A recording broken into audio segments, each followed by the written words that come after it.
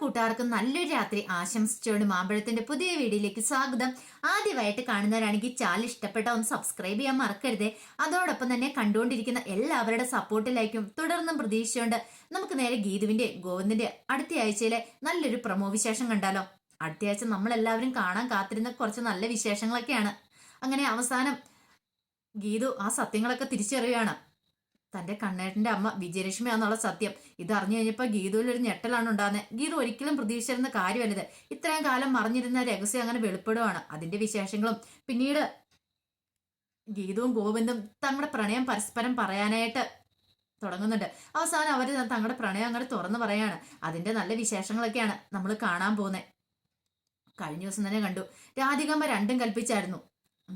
അപ്പൊ ഗോവിന്ദന്റെ നാവിൽ നിന്ന് തന്നെ ആ സത്യങ്ങൾ അറിയണം. വിജയലക്ഷ്മിയുടെ മകളാണ് രഞ്ജു എന്നുള്ള കാര്യം അവൻ തന്നിൽ നിന്ന് ഇതെല്ലാം മറച്ചു വെക്കുമായിരുന്നു. ഇങ്ങനെ അവനെ വിട്ടിട്ട് കാര്യമില്ല. അപ്പൊ അതിന് വേണ്ടിയിട്ട് ഏറ്റവും നല്ല മാർഗം പ്രിയയാണ്. പ്രിയനെ വിളിച്ചു വരുത്തുവാണെങ്കിൽ പ്രിയയുടെ മുന്നിൽ ഗോവിന്ദന് സത്യങ്ങളൊന്നും തുറന്നു പറയാതിരിക്കാൻ പറ്റില്ല. അങ്ങനെ പ്രിയനെ വിളിച്ചു വരുത്തുന്നുണ്ട്. ഈ സമയത്ത് ഗോവിന്ദ് അങ്ങോട്ട് വരുന്നുണ്ടായിരുന്നു. ഗോവിന്ദ് വന്ന് രാധികാമ്മയോട് ചോദിച്ചു, അമ്മ എന്തിനാ എന്നോട് ഇങ്ങോട്ട് പെട്ടെന്ന് വരാൻ പറഞ്ഞേ? ഞാനാണെങ്കിൽ രഞ്ജുവിനെ ഡിസ്ചാർജ് ചെയ്ത് ഇങ്ങോട്ട് കൂട്ടിക്കൊണ്ട് വരാനിരിക്കുന്ന സമയത്ത് എന്താ അമ്മ അത്യാവശ്യമായിട്ട് എനിക്ക് നിന്നോട് കുറച്ച് കാര്യങ്ങൾ സംസാരിക്കാണ്ട് കണ്ണാ.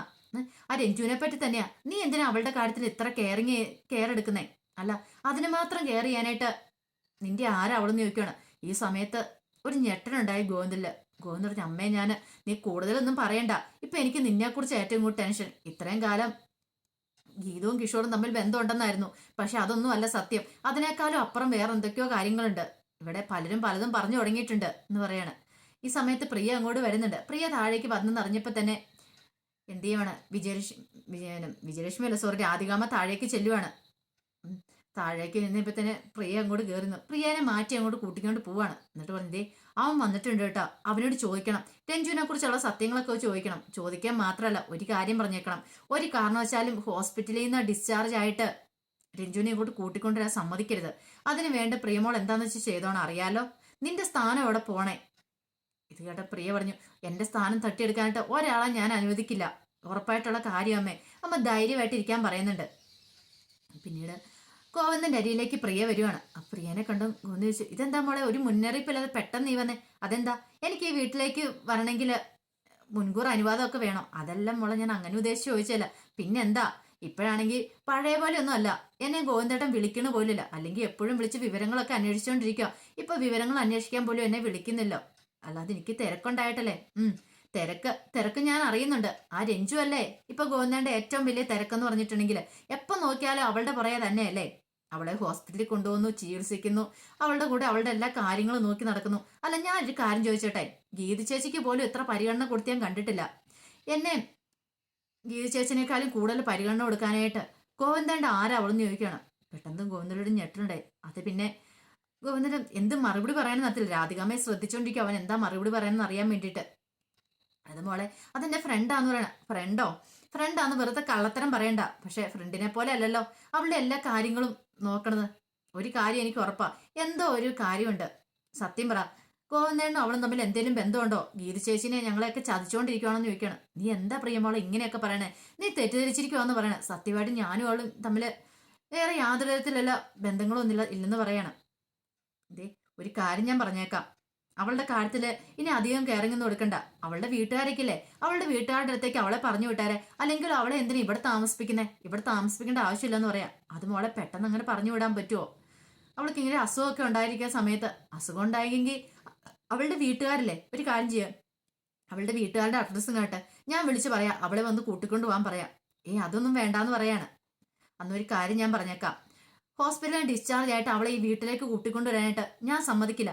അങ്ങനെ കൊണ്ടുവന്നിട്ടുണ്ടെങ്കിൽ പിന്നെ ഈ പ്രിയ വീട്ടിൽ കാലുകുത്തില്ല എന്ന് പറയാണ്. അറിയാലോ, എന്റെ ഡെലിവറി അടുത്ത് വരാൻ പോവാ. ആ സമയത്ത് ഇനി ഒരു കാരണവശാലും ഞാൻ ഈ വീട്ടിലേക്ക് വരില്ല എന്ന് പറയാണ്. എനിക്കിന് ഇങ്ങനെ ഒരു ചേട്ടനില്ലെന്ന് ഞാൻ കരുതിക്കോളാന്ന് പറയാം. ഇത് കേട്ടപ്പത്തിനും കോഞ്ഞിട്ടുണ്ടേ. പ്രിയമോളെ, നീ എന്താ ഇങ്ങനെയൊക്കെ പറയണേ? നീ എന്നെ ഒന്ന് മനസ്സിലാക്കുക. എനിക്ക് കൂടുതലൊന്നും പറയാനില്ല. ഞാൻ പറയാനുള്ളത് പറഞ്ഞെന്നും പറഞ്ഞ് പ്രിയ അങ്ങോട്ട് ഇറങ്ങി പോവാണ്.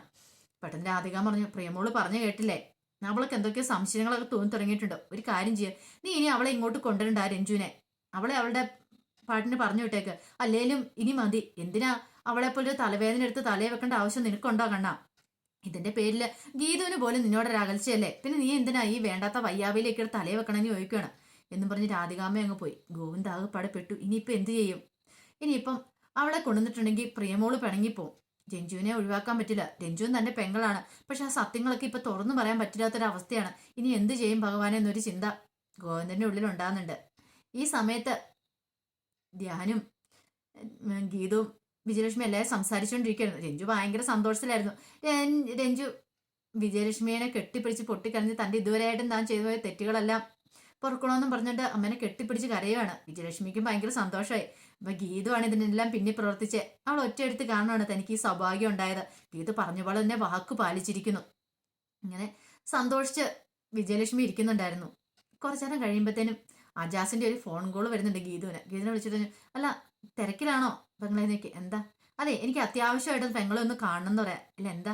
അതൊക്കെ പറയാം, ഇപ്പൊ തന്നെ ഞാൻ അങ്ങോട്ട് വരൂന്ന് പറയാണ്. അല്ലെങ്കിൽ ഞാൻ പറയുന്നിടത്തേക്കൊന്ന് വരാമെന്ന് വെക്കണം. അതിനെന്താ, ഞാൻ അങ്ങോട്ട് വരാമെന്ന് പറയണം. പിന്നീട് വിജയലക്ഷ്മിയോട് പറഞ്ഞു, അതെ ഞാനിപ്പോൾ തന്നെ വരാം കേട്ടോ അമ്മേ, അത്യാവശ്യമായിട്ടെങ്കിലും സ്ഥലം വരെ പോകണം, പോയിട്ട് ഇപ്പം തന്നെ വരാമെന്നും പറഞ്ഞുകൊണ്ട് അങ്ങോട്ട് പോവാണ്. അങ്ങനെ ഗീതു അജാസിന്റെ അരിയിലേക്ക് ചെല്ലുവാണ്. അജാസിന്റെ അരിയിലേക്ക്, എന്താ എന്നെ പെട്ടെന്ന് കാണണമെന്ന് പറഞ്ഞ് എന്താന്ന് ചോദിക്കണം. അതെ ഒരു കാര്യമുണ്ട്, അത് പറയാൻ വേണ്ടി വിളിച്ചാന്ന് പറയാം. എന്ത് കാര്യം? അത് ഞാൻ കാണിച്ചു തരാമെന്ന് പറയാണ്. പിന്നീട് നേരെ ഗീതുവിന്റെ കയ്യിലേക്ക് ഒരു പേപ്പർ എടുത്ത് കൊടുക്കുവാണ്. അത് കണ്ടത് ഗീതുവിൽ ഒരു ഞെട്ടലുണ്ടായി. കാരണം ഗോവിന്ദന്റെ കുറച്ച് ഫയൽസ് ഒക്കെ അജാസിനെ കൊടുത്തിട്ടുണ്ടായിരുന്നു. കാരണം വിസയ്ക്ക് വേണ്ടി അപ്ലൈ ചെയ്യാനുള്ള, കനേഡിയൻ വിസയ്ക്ക് വേണ്ടി അപ്ലൈ ചെയ്യാനുള്ള അങ്ങനെ ആ പേപ്പേഴ്സ് ഒക്കെ ആയിരുന്നു. അപ്പൊ ആ പേപ്പേഴ്സിനകത്ത് ഗോവിന്ദന്റെ SLC ബുക്കിന്റെ കോപ്പി അങ്ങനെയുള്ള കാര്യങ്ങളെല്ലാം ഉണ്ടായിരുന്നു. അപ്പൊ ഇത് അപ്രതീക്ഷിതമായിട്ടാണ് അജാസ് കാണാനിടയായത്. അപ്പൊ അത് വിസയൊക്കെ റെഡിയാക്കാൻ വേണ്ടിയിട്ട് അജാസ് ആയിരുന്നു പോയത്. അങ്ങനെ പോയി കഴിഞ്ഞപ്പം വെറുതെ നോക്കിക്കഴിഞ്ഞപ്പോഴാണ് അതിൻ്റെ അകത്ത് ആ പേരും അഡ്രസ്സും എല്ലാം കാണുന്നത്. അമ്മയുടെ പേരിന്റെ സ്ഥാനത്ത് വിജയലക്ഷ്മി എന്നുള്ള പേരും അച്ഛന്റെ പേര് സ്ഥാനം മാധവനും. ഇത് കണ്ടത് ഒരു ഞെട്ടലാണ് ആദ്യം അജാസിനുണ്ടായത്. പിന്നീട് ഗീതുവിനെ ഇതെടുത്ത് കാണിക്കുവാണ്. ഇത് കണ്ടത് ഗീതുവിന് തല ഇറങ്ങുന്ന പോലെ തോന്നി. ഇത് ഒരിക്കലും പ്രതീക്ഷ കാര്യമല്ലായിരുന്നു. ഗീതു പറഞ്ഞു, ഇതെന്താ അജാസക്കായി കാണുന്നേ? സത്യമാണ്, വിജയലക്ഷ്മി എന്ന് പറയുന്ന അവരുടെ മോൾ, ആ പാട്ടുകാരുടെ മോനാണ് ഗോവിന്ദ് സാർ എന്ന് പറയണേ. ഇത് കേട്ടതും ഗീതുവിന് ഞെട്ടും. ദൈവമേ, അപ്പൊ ഇതായിരുന്നോ ഇത്ര വലിയ രഹസ്യമായിട്ട് അവർ കൊണ്ടുവരണേ? ഞാനിത് അറിഞ്ഞില്ലല്ലോ. അപ്പൊ ഇത്രയും നാളും എന്നെ എല്ലാവരും മറച്ചു വെക്കുമായിരുന്നു. ഗോവിന്ദേട്ടനും വിജയലക്ഷ്മി അമ്മ എല്ലാവരും മറച്ചു വെക്കുമായിരുന്നു. പിന്നെ പെട്ടെന്ന് ഗീതുവിന് ഭാവമാറ്റം കണ്ടപ്പോൾ അജാസ് പറഞ്ഞു, ദേ സങ്കടപ്പെടേണ്ട ആവശ്യമില്ല, നമുക്ക് കാര്യങ്ങളൊക്കെ അറിഞ്ഞല്ലോ. ഇപ്പൊ ഇതാണ് അവർക്കുള്ളിലെ ആ രഹസ്യം എന്ന് പറഞ്ഞിട്ടുണ്ടെങ്കിൽ ഇത് അറിഞ്ഞതായിട്ട് ഭാവിക്കേണ്ടെന്ന് പറയണം. ഗീതു പറഞ്ഞു, ഇതങ്ങനെ വെറുതെ വിടാൻ ഞാൻ ഉദ്ദേശിച്ചിട്ടില്ല എന്ന് പറയണം. അല്ല പെങ്ങൾ എന്ത് ചെയ്യാൻ പോകുന്നു? എന്ത് ചെയ്യണമെന്ന് എനിക്ക് അറിയാമെന്ന് പറയണം. പിന്നീട് ഗീതു നേരെ വരുന്ന വിജയലക്ഷ്മിയുടെ അരിയിലേക്കാണ്. വിജയലക്ഷ്മിയുടെ അരിയിലേക്കൊന്നും ഗീതുവിന് ആ പാടെ വല്ലാത്തൊരു ടെൻഷനായിരുന്നു മനസ്സിനകത്ത്. എന്ത് ചെയ്യണം, അങ്ങനെ ഒരു അവസ്ഥയായിരുന്നു. അങ്ങനെ വിജയലക്ഷ്മിയുടെ വായിൽ നിന്ന് തന്നെ, നാവിൽ നിന്ന് തന്നെ ആ സത്യങ്ങൾ അറിയണമല്ലോ. അങ്ങനെ വന്നു കഴിഞ്ഞപ്പോഴത്തേനും രഞ്ജുവും വിജയലക്ഷ്മി എല്ലാം സംസാരിച്ചുകൊണ്ടിരിക്കുന്ന സമയത്താണ് ഗീതു അങ്ങോട്ട് ഇരുന്നേ. ഗീതു എന്നിട്ട് ചോദിച്ചു, അമ്മ എന്നോട് ഒരു കാര്യം സത്യമായിട്ട് പറഞ്ഞിട്ടുണ്ടായിരുന്നു, രഞ്ജുവിനെ അടുത്തെത്തിക്കുവാണെങ്കിൽ അമ്മ എനിക്കൊരു വാക്ക് എന്ന കാര്യം ഓർമ്മയുണ്ടോ എന്ന് ചോദിക്കുകയാണ്. ഈ സമയം വിജയലക്ഷ്മി, ഞാൻ മറന്നിട്ടില്ല, ഞാൻ എന്നെ സംഗീതത്തെ സത്യം ചെയ്ത് പറഞ്ഞിരിക്കുന്ന കാര്യമില്ലേ, അതെനിക്ക് അത്ര പെട്ടെന്ന് മറക്കാൻ പറ്റുമെന്ന് ചോദിക്കുകയാണ്. പെട്ടെന്ന് ഗീതു പറഞ്ഞു, അല്ല ആ സത്യം എന്താ, രഹസ്യം എന്താ, അതെന്നോട് പറഞ്ഞുകൂടെ എന്ന് ചോദിക്കുകയാണ്. പെട്ടെന്ന് വിജയലക്ഷ്മി, അത് പറയാം, ധൃതിപ്പെടാല്ലേ, പറയാന്ന് പറയാണ്. പെട്ടെന്ന് ഗീതു പറഞ്ഞു, അമ്മ ഇനി എന്നോട് ഒളിച്ചു വെക്കാൻ വേണ്ട, അമ്മ പറയാൻ പോകുന്ന കാര്യം എന്താന്ന് എനിക്കറിയാം, അമ്മയുടെ നാവിൽ നിന്ന് എനിക്കിത് കേൾക്കണമെന്ന് പറയാണ്. എന്താ മോളെ നീ പറയണേന്ന് ചോദിക്കണം. സത്യം പറ, ഗോവിന്ദന്റെ അമ്മയല്ലേ അമ്മേന്ന് ചോദിക്കുവാണ്. ഇത് കേട്ടതും വിജയലക്ഷ്മി ഞെട്ടനെ. വിജയലക്ഷ്മി, മോളെ നീ, ഞാനെല്ലാം അറിഞ്ഞു, എനിക്ക് അതിനുള്ള തെളിവ് കിട്ടിയിട്ടുണ്ട്, ഇത്രയും കാലം എല്ലാവരും കൂടി എന്നെ ചതിക്കുമായിരുന്നല്ലേ എന്ന് ചോദിക്കുകയാണ്. വിജയലക്ഷ്മിയുടെ മുഖത്താണെങ്കിൽ രക്തമായി ഇല്ലാത്തൊരവസ്ഥയായിപ്പോയി. പിന്നീട് ഗീതു ഒന്നും മിണ്ടില്ല. അവിടെ നിന്ന് ഇറങ്ങുമ്പോഴത്തേനും രഞ്ജുവിനെ കാണുന്നത്. രഞ്ജു ചോദിച്ചാൽ എന്ത് പറ്റിയെന്ന് ചോദിക്കണം. ഞാൻ ഇത്രയും കാലം എല്ലാവരെ കുറിച്ചും വളരെയധികം പ്രതീക്ഷിച്ചിരുന്നു, പക്ഷെ നിങ്ങളെല്ലാവരും കൂടെ കൂടിയിട്ട് എന്നെ ചതിക്കുകയോ ചെയ്തല്ലേ. ഞാൻ എൻ്റെ സ്വന്തം അമ്മേനെ പോലെ കരുതിയതാ വിജയലക്ഷ്മിയുടെ അമ്മേനെ, പക്ഷെ ഇനി എനിക്ക് അങ്ങനെ അവരെ കാണാൻ പറ്റില്ല. ഞാനിപ്പോൾ ഏറ്റവും കൂടുതൽ വെറുക്കുന്ന അവരെയാന്ന് പറയാണ്. അല്ല അതിന് മാത്രം എന്താ ഉണ്ടായത്, എന്താന്ന് ചോദിക്കണം. എന്താ ഉണ്ടായെന്നോ, ഗോവിന്ദന്റെ അമ്മയാന്നുള്ള സത്യം മറച്ചു വെച്ചു. പിന്നീട് രഞ്ജു, നിനക്കെങ്കിലും എന്നോട് ആ കാര്യത്തെക്കുറിച്ച് പറയായിരുന്നു. ഇത് കേട്ട രഞ്ജുവിലും ഒരു ഞെട്ടലുണ്ടായി.